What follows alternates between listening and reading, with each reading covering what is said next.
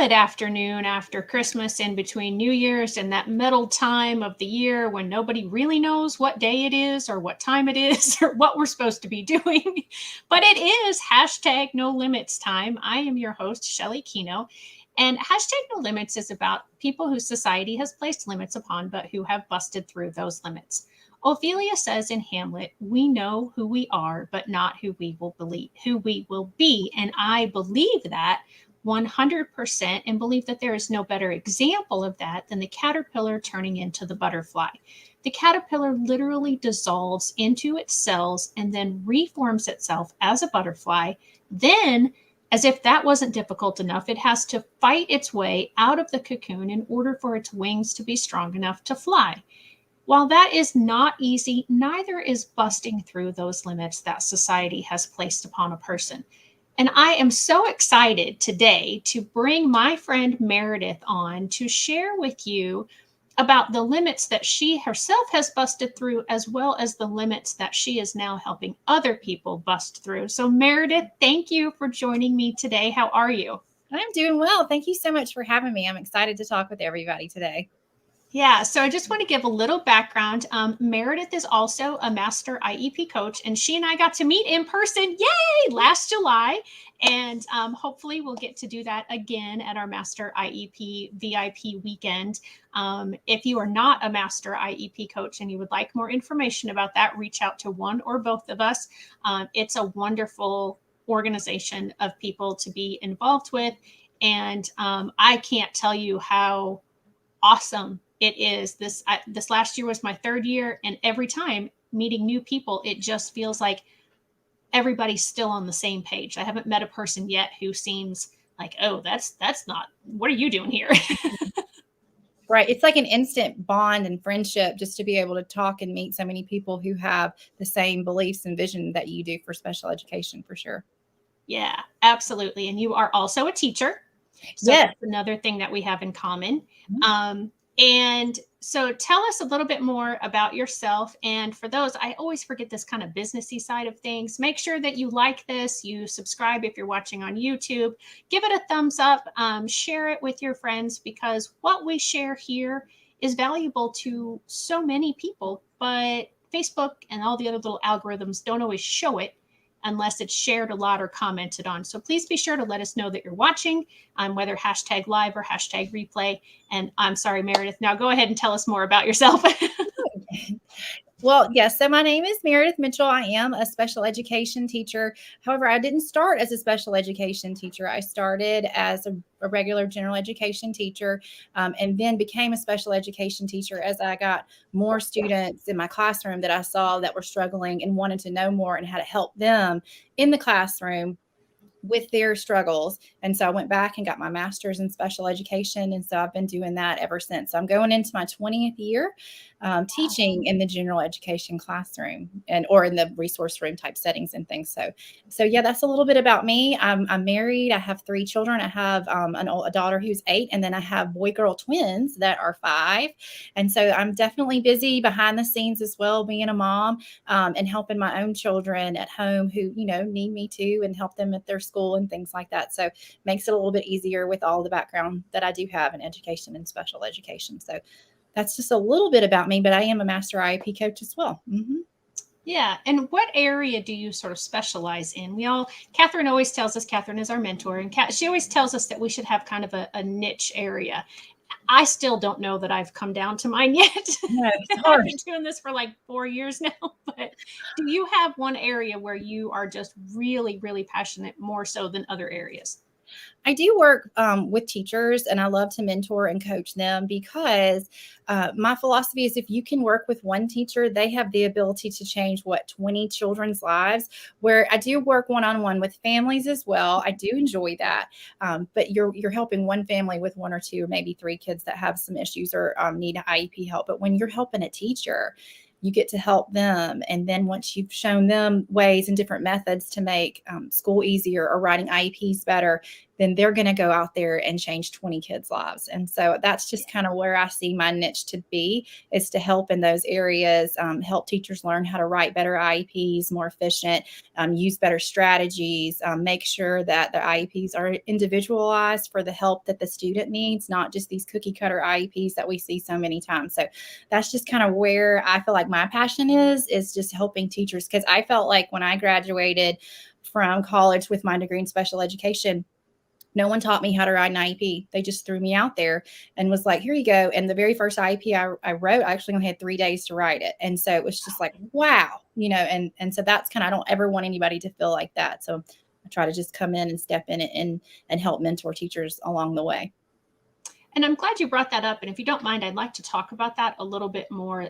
Just the fact that I think a lot of parents, and I'll be honest, I had the same misconception, because when I went through school, I did my undergrad in both elementary and special education. And I did have a course specifically designed for writing the IEP, as well as learning the special education laws that goes into all of that stuff. And so I thought every student getting their special education degree would have a course like that. But there are so many stories like yours that I'm hearing all the time. And so since you had your undergrad degree and then you went back for the master's in special ed, what sort of courses did you take for the master's level that helped you prepare, or that were supposed to help you prepare to be a special education teacher? Well, they did. The university that I went to is fantastic, and they do a great job. But it was more so learning about different types of disabilities, and different areas and how you can help students with those. I did take a master level class in reading and the structure of how to teach someone how to read. And so that was very helpful, where I didn't get that in my undergrad, which you probably should have. And so those were helpful classes to take too. And then like specially designed instruction, or even like adapted PE courses, things like that. So you can help children with no matter what type of disabilities. I had a class on behavior, things like that. And so, but the only IEP I ever had to write was just one in one class, and it was a group project. And so I went back to my special education teachers that I worked with at the school that I was at and was like, help me. And I had seen, lots of IEPs because I was a gen ed teacher and I had a lot of children. I was almost like the inclusion classroom that those students came into, and I had a full-time aide that was with me all day, and a sped teacher that co-taught with me. And so I knew a lot about IEPs already, and a little bit, not near as what I needed to know. So I did take some good classes, and it did help in those areas, but not enough, just not enough. Right. And when I think about how many courses a person takes to get an undergrad degree, my daughter just finished her college degree a few weeks ago. And so I've been watching her for the last 3.5, 4 years. And then I think about, even yourself, you had an undergrad in education and then you did a master's. So that was another probably 15-ish type, let's see, courses, semester. Yeah, something 15, 16 courses. And it still really doesn't, because it just can't, I feel. It really prepare you for every student that's going to walk in your door, every scenario that you're going to face. And so we often assume that teachers have it all, they know it all, they are, they're the experts, but we are fine. At least I'm discovering, and I'm hoping that as parents are watching this, that they are also hearing that we're not, and teachers across the country do not know your child. And I think the law did a fabulous job knowing that ahead of time, because they've said the parent is an equal member of the team, because the parent is truly the expert on that individual child. And yes, we've learned as educators different methods for teaching, different methods for approaching a situation, but we can't know everything. Right. And that's the one thing, the one constant person on an IEP team is the parent. Always. Case managers are going to change. General education teachers are going to change. Parents not going to change. And that's what's so important about being a parent, and just, surrounding yourself and immersing yourself in the knowledge of what your child needs is so beneficial. And special education teachers, we welcome it. I welcome it. I love it when parents come in and ask questions or want to be more involved and ask, like, where can I get more support on this? Or do you have any, suggestions on what I can do? And I love that. I love it when parents come in and say, hey, this is what you need to know about my child. And I'm like, please tell me everything. It's just one of those things, because as a teacher, I hope people are still open to professional development and learning. I had students where I was at that were hearing impaired. I didn't know sign language. I didn't know anything. I knew a little bit just on what you do pick up here and there. So I went to the Alabama Institute for the Deaf and Blind, and I took classes. And because I wanted to be able to communicate with those students that I had in my classroom and their parents, because two of the children, one of them, parents were deaf, and I wanted to be able to communicate with them. And so I feel like as a teacher, you have to be open to do those kind of things too. Yeah, absolutely. I completely agree. And I understand, I've been out of teaching for a few years, full-time teaching. I still sub, and I can't imagine, I know how busy I was prior to COVID pandemic, right, teaching and schooling. I can't imagine the pressure and the time restraints that are on, or maybe it's not a restraint, maybe it's the time necessary to get everything done now. And so to do another thing is sometimes just that thing just doesn't get done by teachers. And it isn't because they don't want to. And I mean, there might be those cases, but I would say the majority of it, it's not because they don't want to. They just don't have the energy or the time. And so again, as parents, please be gentle from one year to the next with the new teachers, with the new caseworkers, with the new therapists, because they don't know your child. It's not because they don't care. It's they just haven't had the time, or you're first time meeting them, so they haven't had the opportunity to get to know you or your family. And so if we can be gentle on both sides, and I hate to say sides, but all sides of all areas of the table, every seat at the table, if we can all remember that, and I think then we can really start to have better, more collaborative, less stress types of IEP meetings, and then really get a good IEP written so that it can be followed, so that the child can become the best version of themselves as possible. Definitely. I agree with that. So, Meredith, I learned a few months ago that you had some limits placed upon you growing up. What were those, and how did you bust through those? I did. So when I was in third grade, I was diagnosed with dyslexia. It's a different type of dyslexia. It's actually called cross dominance. So I struggled a little bit in kindergarten. And then first grade, it's just the reading and the spelling just did not come naturally to me. I do have an identical twin sister. And so there was some comparison going on, like, well, she's doing this, why isn't she doing that? Those kind of things. Not that my parents would compare, because, you're not supposed to compare. But when you have children in the same home, you do realize, okay, well, this one's picking up on these things. This one should be too at this rate. Right. So I definitely was struggling in school. And so my parents decided to take me in and let me and have testing done to see what was going on, because I wasn't making the grades that I should, and wasn't able to read until really the end of second grade. And that's when my teacher was, talked to them about it. My mom is also an educator, and so she was aware, and she also has dyslexia. So it does run in the family. It does run in a lot of families if people did not know that, but it definitely does. Her father actually has it too. Pretty sure my son has it now. And so it's just one of those things that they found out.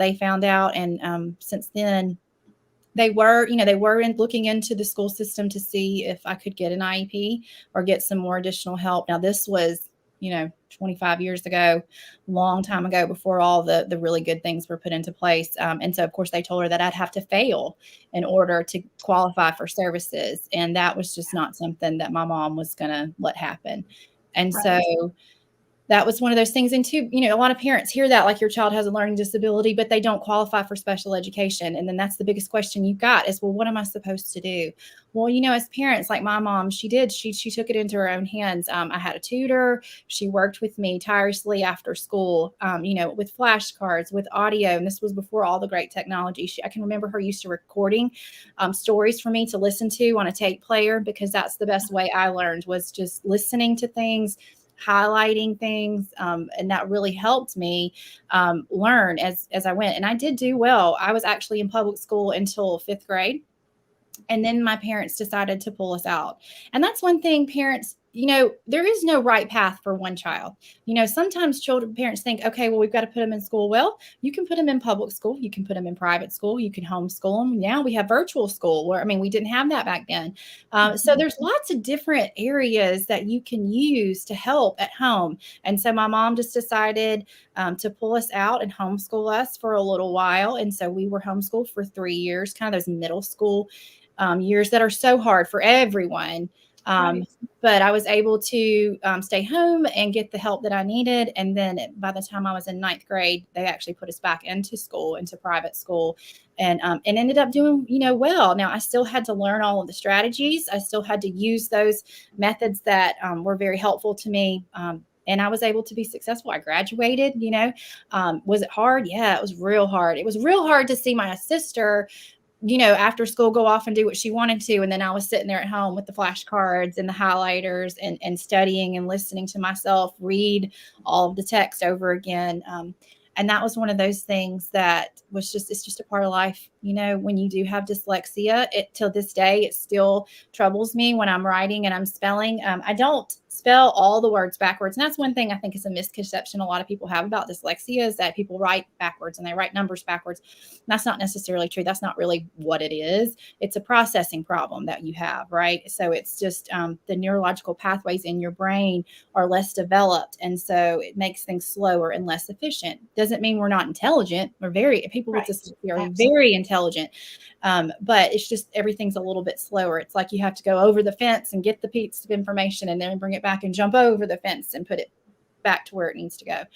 And so I was, you know, able to do that, graduated from high school just fine, and went on obviously to college and did well in college, and then went and got my master's. So dyslexia was something that definitely challenged me. It still does. To this day, I have to be real careful when I'm writing and typing. And now with all the technology, it's great because there's spell checks everywhere. You know, long ago it wasn't there, and you had to go back and reread your work and redo your work. But it made me stronger. It made me more sympathetic too. And now that I'm able to work with children who have disabilities and help them and tell them, I know exactly how you feel.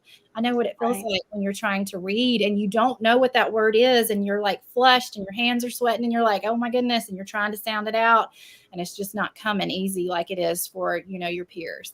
So it's made me definitely a better teacher for sure.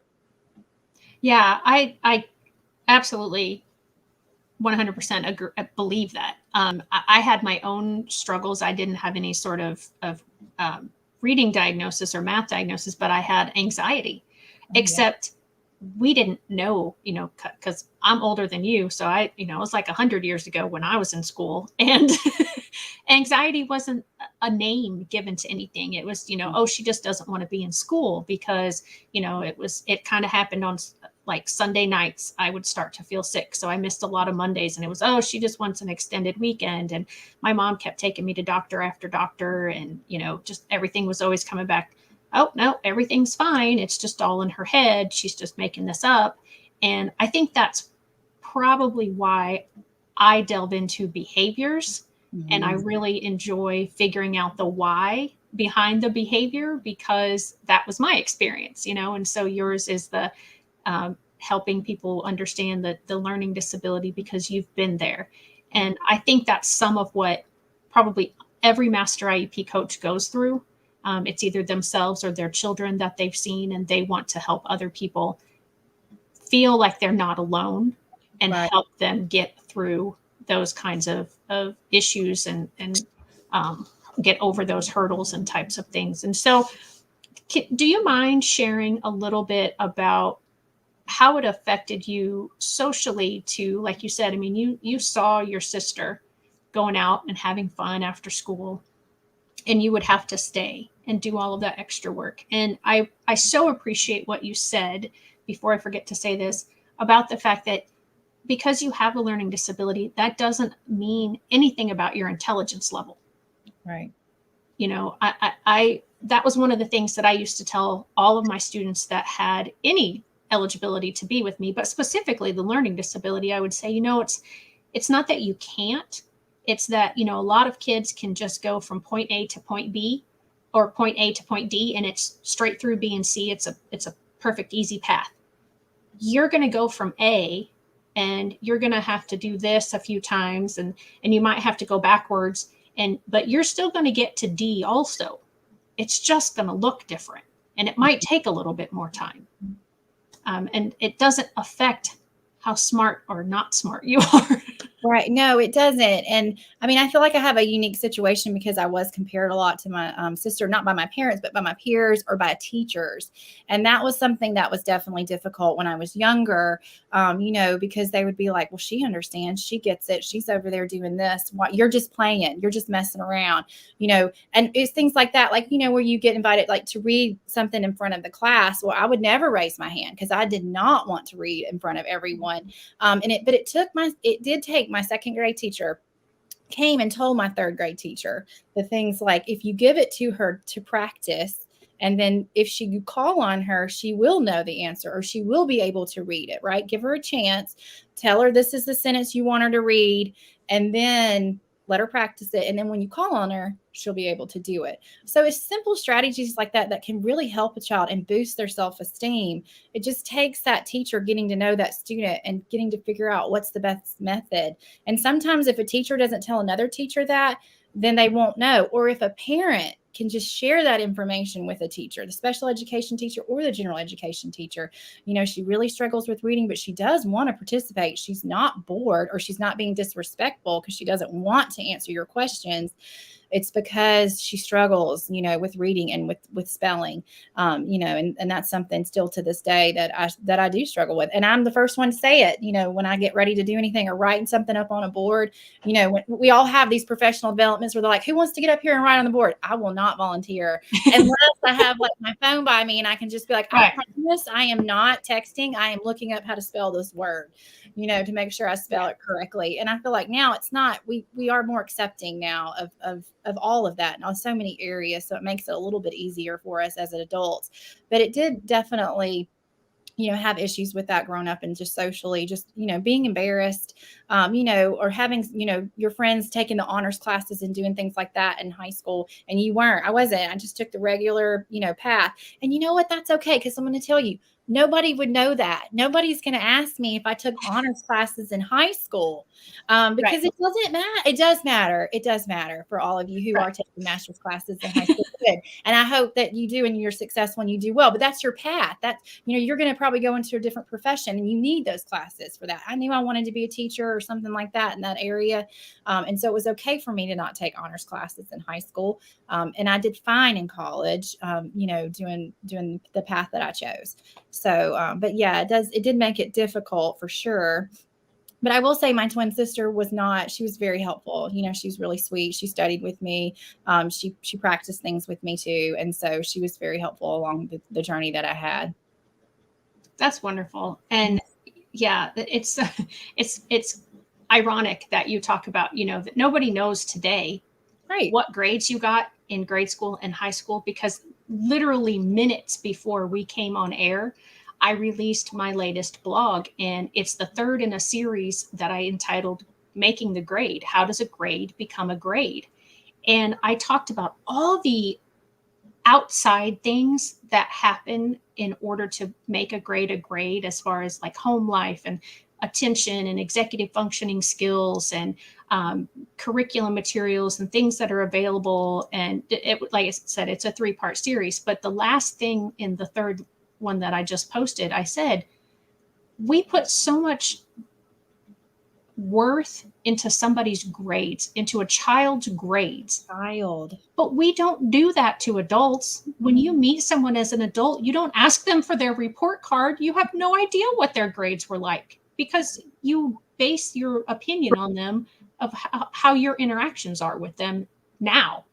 Mhm. And yet we just put so much pressure, and kids do it to themselves too. Mhm. I tried really hard to not put that kind of pressure on my daughter, but she put it on herself because all of her friends were getting, they were taking those kind of classes and they were getting the A's and the B's. And she was like, well, I know I can. Right. So I'm going to do that. I should do that. But again, that was her path. She had, there's so many different skills that we're all talented in. We're not all talented in the same skills. So we all have talents. I said that kind of wrong, but each one of us has specials about us. Mhm. For a lot of people, that is school, and they do really well at that. That's fabulous. But for those who struggle or don't do as well, that doesn't change their value, in my opinion, Mm-mm. as to who they are. And again, because of my experiences as a child and my experiences as a special ed teacher, I have the privilege to come to that conclusion Right. because of what I've seen and done. Not everybody has those same experiences, and so they do have different perceptions of that sort of thing. Definitely. So, yeah.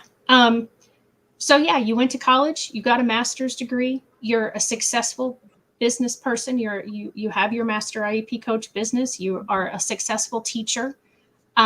So what other limits that you can think of have you busted through? Other limits. I don't know. I just feel like you always you set these goals or these expectations, especially like in your career. I feel like as a special education teacher, I wasn't.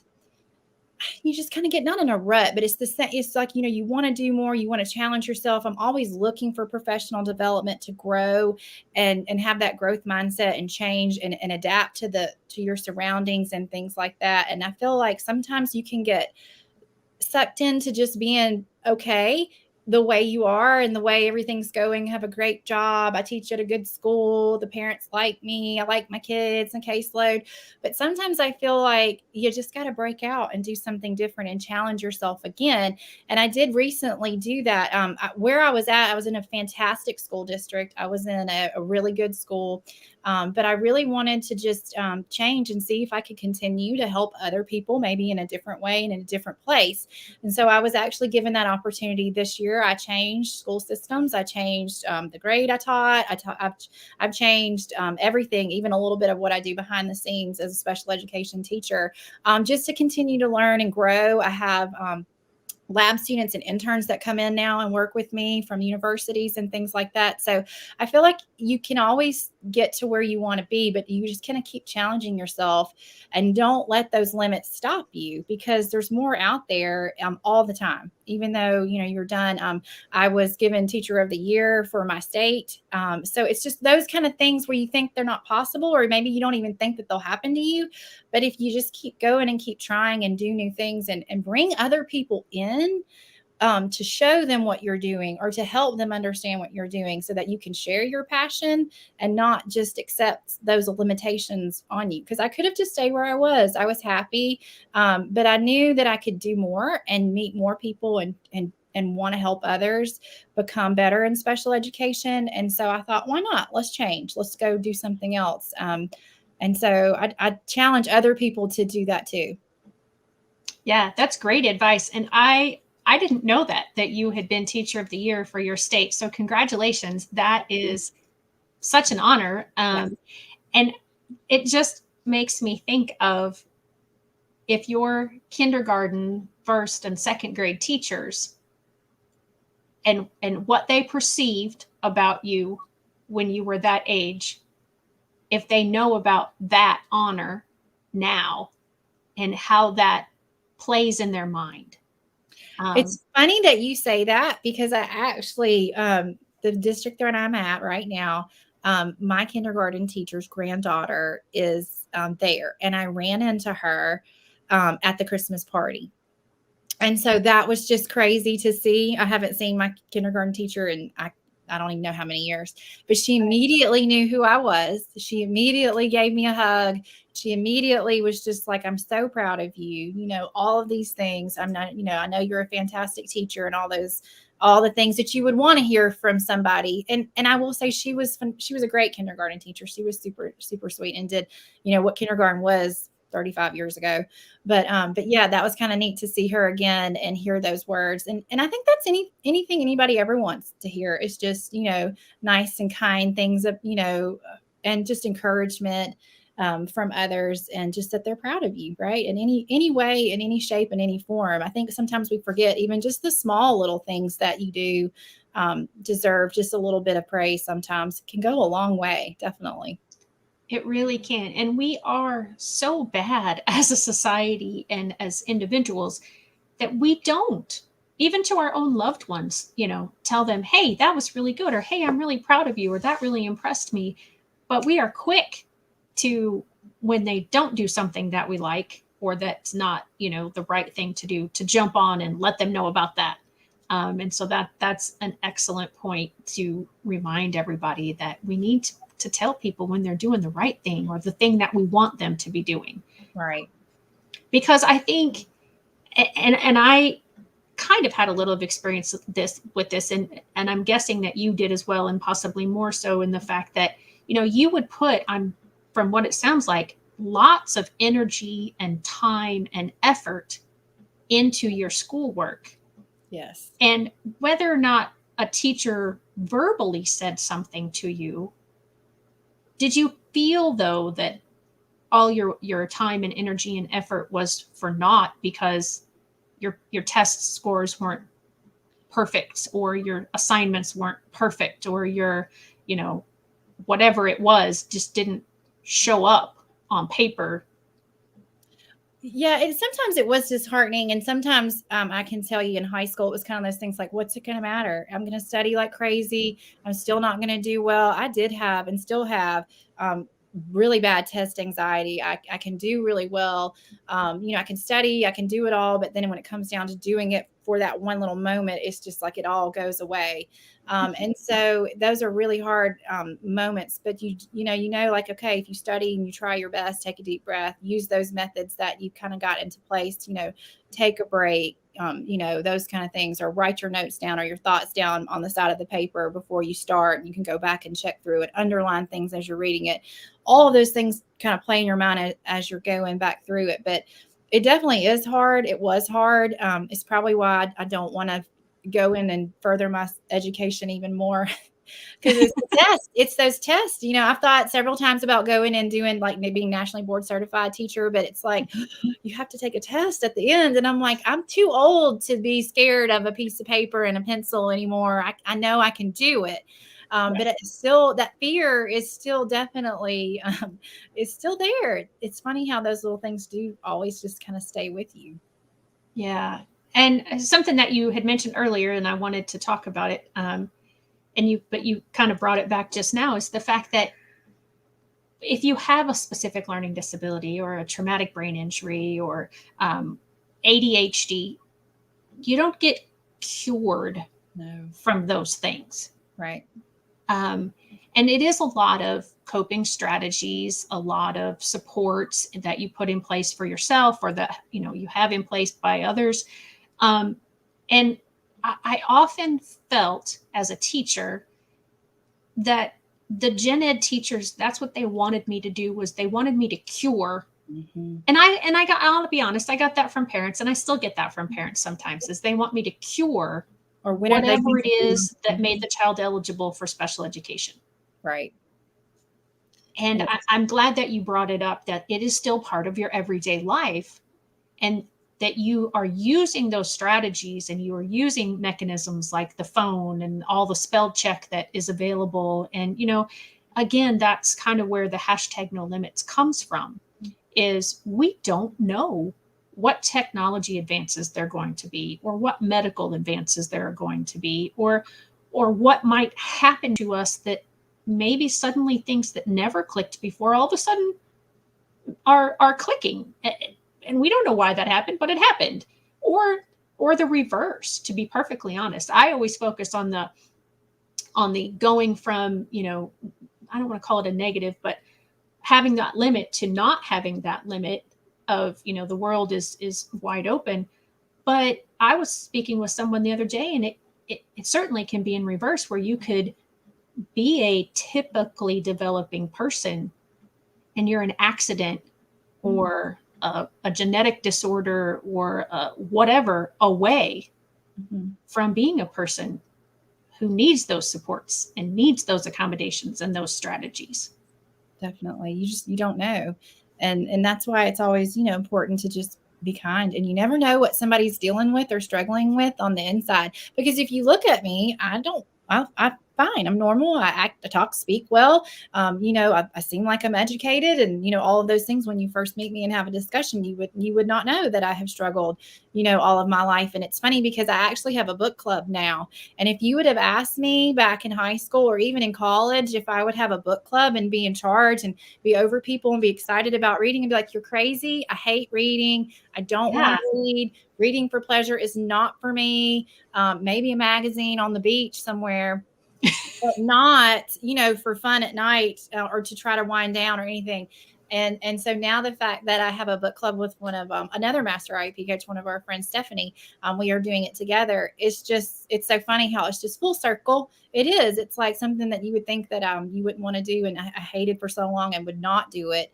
I actually enjoy doing it now, but I think it's just because you don't put those limits on yourself, because reading is hard. It's still, but I know how I can read, and I can read well. And I'm not, I might not be the fluentest reader, but it's definitely now something that I do enjoy. And most of the books that I do read, though, are definitely in somewhere in the special education realm or the professional development realm. So I can continue to help others. Yeah. So let's talk about that, because who is that available for? How do people find out about it? What's the process of being involved with it? Oh, sure. So our book club is called Overbooked. It is a book club for special educators or anybody that really sits at the IEP table, anybody that wants to learn more about the process. We were just talking one day and just decided, like, I think I even said, like, you just need to read a book. And I was like, we need to start a book club just for people who are in special education, because we don't have anything like that. And people ask so many times, like, do you have any good books that you would suggest? And so that's what we do. We pick a book and then we study it together. Usually it's about 4 weeks long that we go with.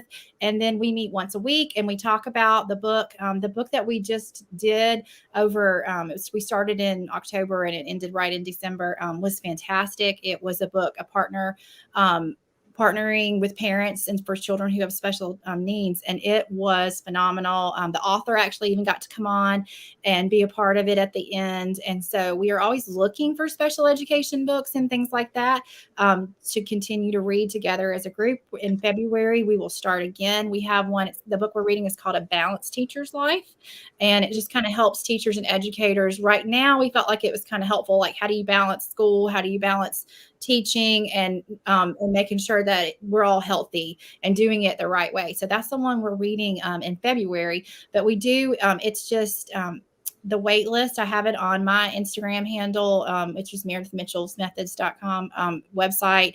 And then Facebook, Stephanie DeLucy has it on her Mrs. D's Corner. We have them there, the links there. So there's a wait list right now just because it's just a wait list to get an email for when we start in February. So the next book will be in February, and then we'll do one over the summer. We have one, but then we're going to continue. So it's like quarterly. We're trying to do 3 or 4 books during the year. And so we haven't picked out the one for the fall, but the one for the summer is coming. It's going to be an easy read. It's actually not going to be professional development, but it's going to be like a realistic fiction book called House Rules. It's called House Rules. It's a really good story. And it's about a son of a mother who has autism, and he is somewhere being accused of murder. So that one's going to be really good, fun book to read. So we'd love for y'all to join us if you want to. And I can definitely send you the link and everything, Shelly, if you want to put it out there for us. Yeah, and I have shared it once before in my Facebook group. I don't remember if I've shared it on my Facebook business page and Instagram, but yeah, absolutely. And I, just a shameless plug. And I know we're ready before. I know we're ready. I'm ready to read it. I said it when we see you in July. Bring your copies. All right. Yeah. Yeah. And I actually get to do a book study with my local regional office of education. I don't know what it might be called in Alabama, if that's not what it's called, but basically it's like all the teachers in a certain area register their licenses with this regional office. And so that, if they need subs or if they just, for sending out professional development opportunities, then they know how to get them. And so I'm partnering with them in March, and I'll get to do a book study with the teachers here with the book. And I'm looking very forward to it because I really want to talk with people who are currently in the trenches to see, how they react to the book and just, different opinions about it. And I've had great feedback from a lot of people, a lot of teachers, a lot of master IEP coaches, and I very much appreciate that. And I'm hoping it's doing what I intended, which is changing the face of teaching a little bit and giving teachers giving them the parents' perspective. Right. Heather, our other master IEP coach friend, and I'm not even going to, Heather C. I never say her name right, her last name. Full sped ahead. That's all I say. Yeah, full sped ahead. Exactly. She's absolutely just given me the best praise about the book because she's just fallen in love with it and how it's helped her have the parents' perspective. Mm-hmm. And I think we need that. I think we forget that, like you talked about earlier, you just get into your routine of, this is who I teach. This is what I teach. This is how I teach. And we don't think about that they're actual humans that we are interacting with every day. And those humans have humans, and, how all of that plays into what they're like in our classrooms. So I very much appreciate Heather's words, and hopefully, I'll get to do this with you guys too and be part of that. So yeah, we will definitely make sure that we have links to your website, and it's called Meredith Mitchell's Methods. Is that just a catchy name, or do you have kind of a certain way that you do things that is different that you want to talk about? It started as a catchy name because I love alliteration, but I do. But no, it's just kind of the way I do things, the methods that I use to help in my classroom or to help other people when I mentor or coach other teachers. Just the little methods that I choose to do. Keep it positive, always be encouraging.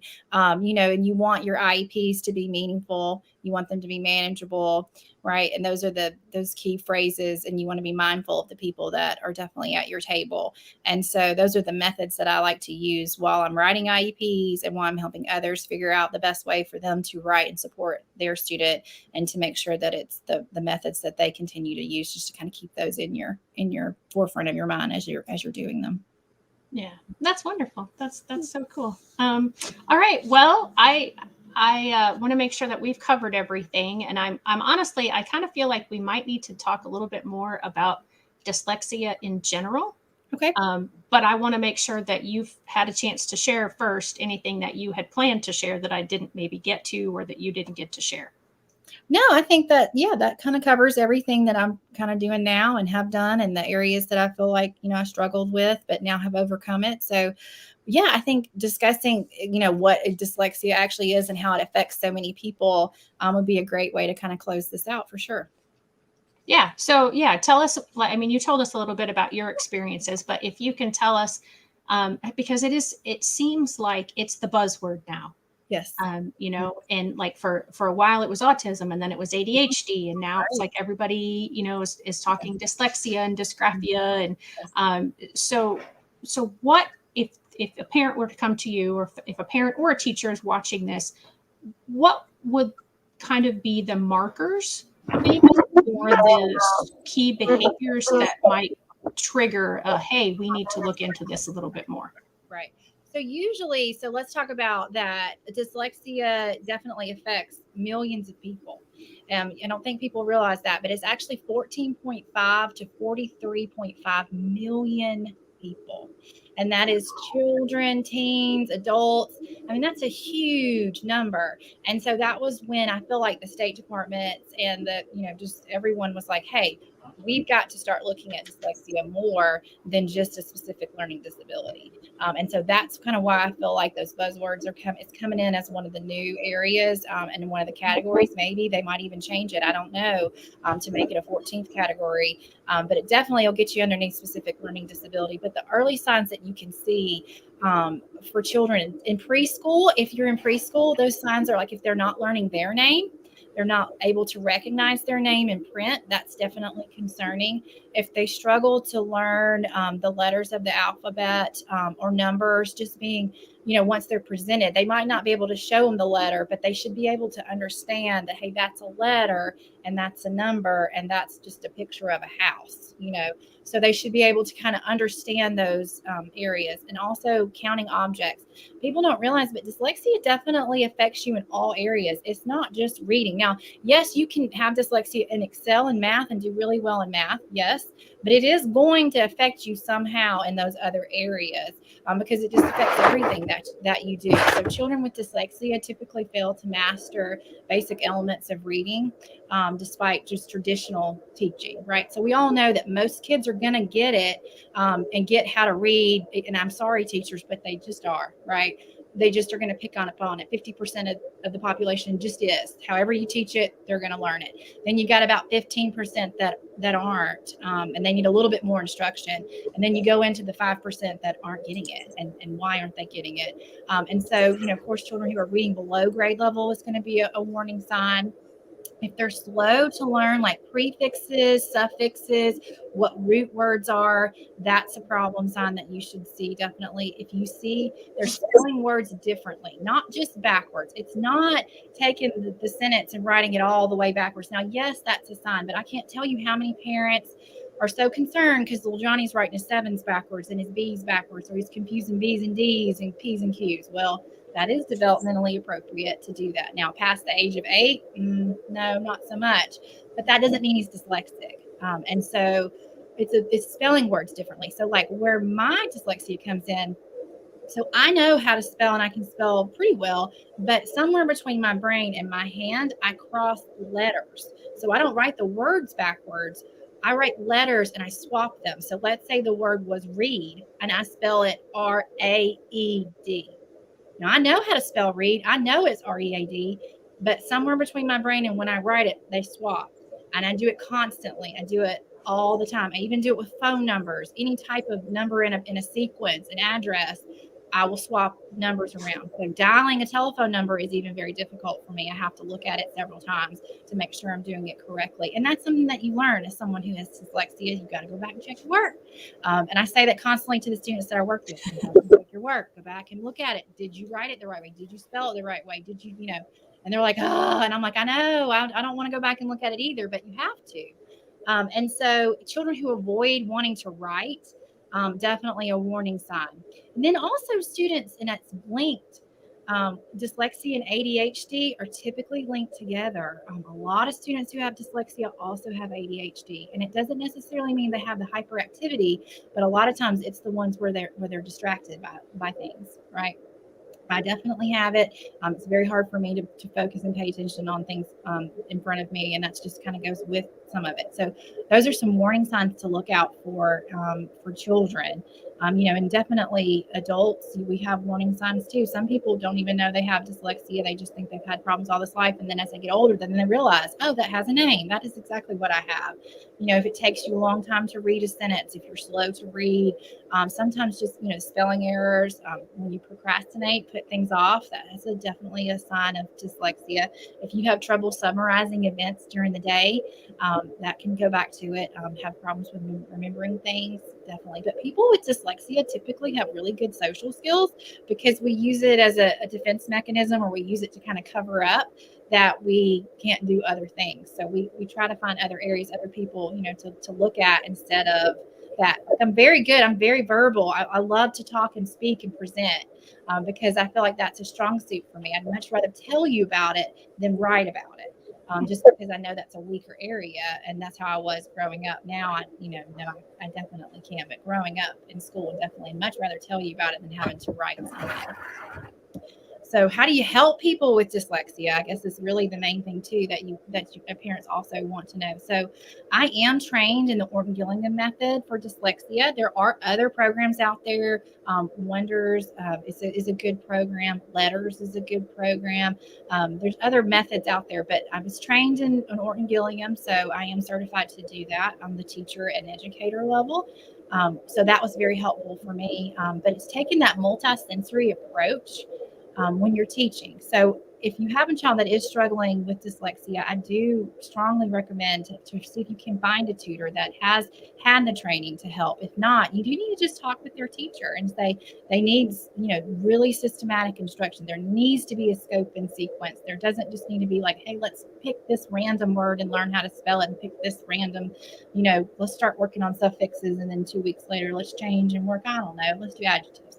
There needs to be a scope and a sequence to it, in a multi-sensory approach. And so what I mean by that is you need to take all your sensory levels, the auditory, the visual, the kinesthetic, all those different types of learning, and teach them that way.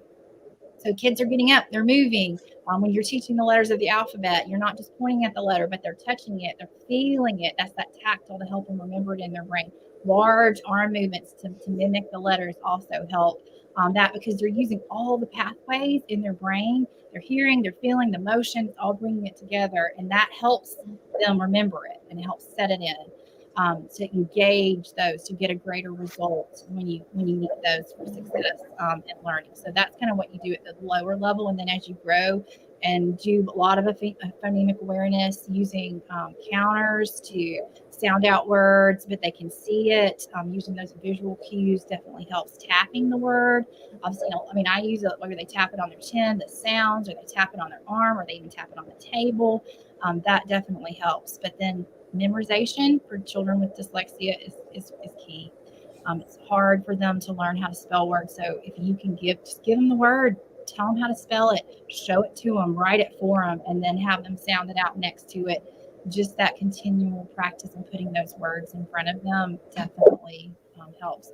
It's funny, I definitely practice what I preach here at my home. I have word cards on everything in my house because I want my son and my daughter, they're both 5, and they're in kindergarten, but I need him to see the words. I need him to go ahead and get started, because I see those signs that is concerning. We want him to have the best chance and get in that early intervention is key, and kind of help them there with that. So I definitely suggest that for any parent who has a child who has dyslexia on the lower level.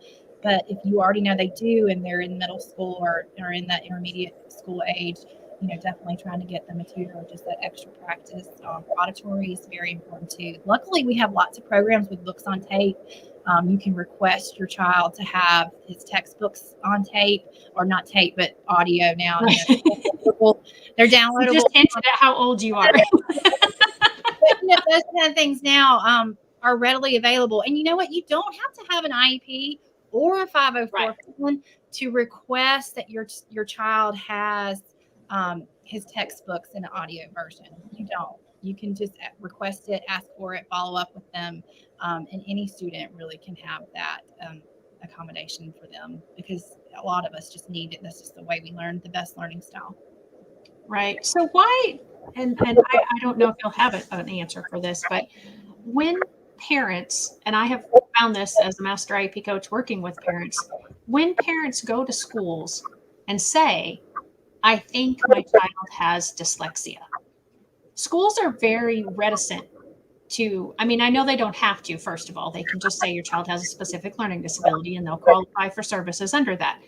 But do you have any thoughts on why schools don't want to specifically say, yes, your child has dyslexia, or even if you bring in a diagnosis from outside, that they'll acknowledge that it's a diagnosis of dyslexia? So at least where I'm at in the 2 different districts that I've worked in 3 different districts.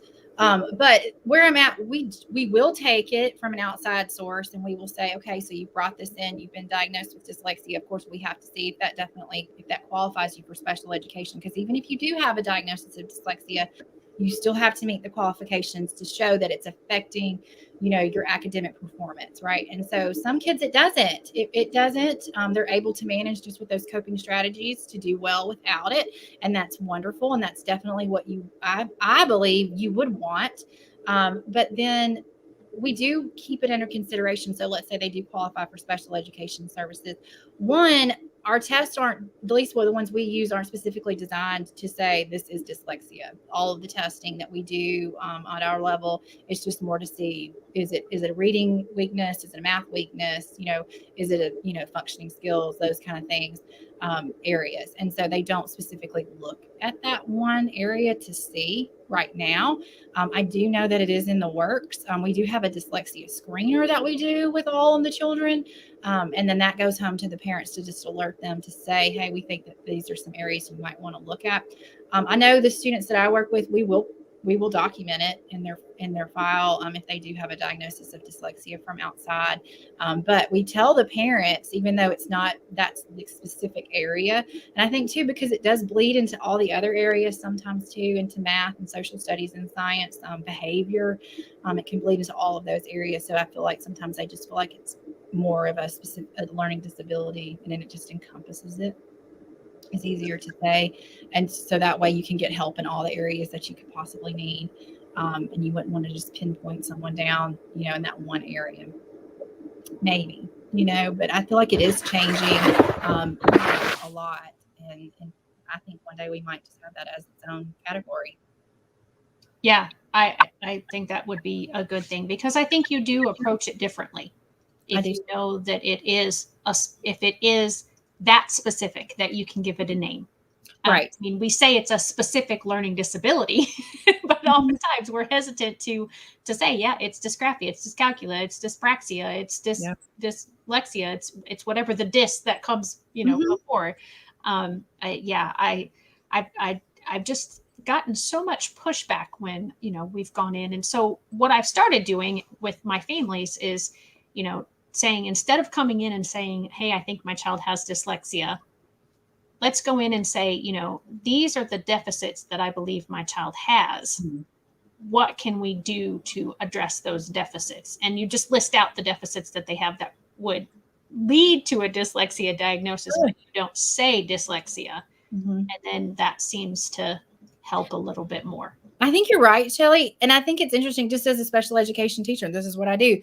But it's funny when somebody walks in, they say, hey, my child has dyslexia. Sometimes you're like, really?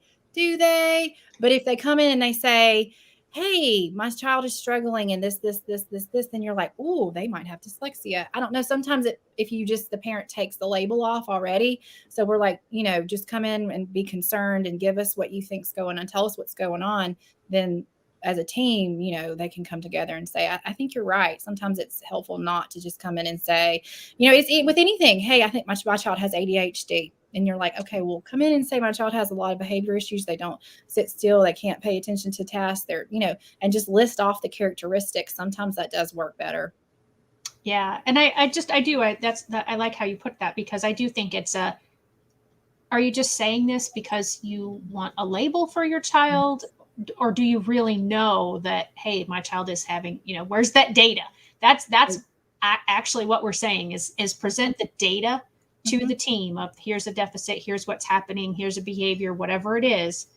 And then let the team, you would think it would be easier to just come in and say, here, I already know that my child has this. Yeah. But it doesn't always manifest, the same. And so there is all of that kind of stuff going. So that's if you go to the doctor when you walk in and they say, what's wrong with you? And you're like, okay, well, I think I have strep throat. I know it. I've got strep throat. And they're like, well, you don't. I just cleared, swabbed you and you're negative. It's something like that. But if you go in and you tell them all of your symptoms, then he's able to listen to you. He's able to talk to you about all the different things. And I think that's kind of maybe the same approach we should take as a parent. Just come in, give them all the characteristics and the symptoms, and then go from there. I think you get a lot further. Yeah, I think that's true. That's true. Well, Meredith, it has been an absolute pleasure to get to know you better, because when we were all together, we didn't have a chance to sit down and chat and learn all these things about each other. And so I'm very happy to get to know you better. And is there anything else? Let us know. Tell us again how people can reach you, how they can find you, follow you, and get involved in your book club. Sure. So, yeah, it was so fun to be here during the Christmas break. Like you said, I have no idea what day it is or time. Um, so it's so nice to just have this opportunity to be on here with you. And I love your hashtag No Limits. It's so great. I know it's helping so many people.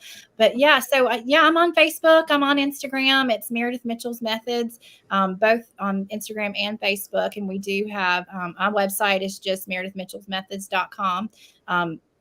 And so you can find me there. There's a link for the book club that's on my website. One of the little tabs at the top. I have a blog that's on there. Different ways and different methods that I use to work with people. If anybody has any questions, I do live in Alabama, so I typically like to try to work in the South when I travel and I do professional developments and go into school systems. I've talked to doctors' offices, done a lot of professional development there with some psychiatrists and things like that to help them understand what special education is and what IEPs are. And so that's just kind of where I am and what I'm doing. I would love for all of you to come on and follow me as well. It would be great. I'm just honored that I was able to come on here and kind of share my knowledge of dyslexia with you guys. Great. Thank you so much, everybody. I'll see you next week. Have a happy new year.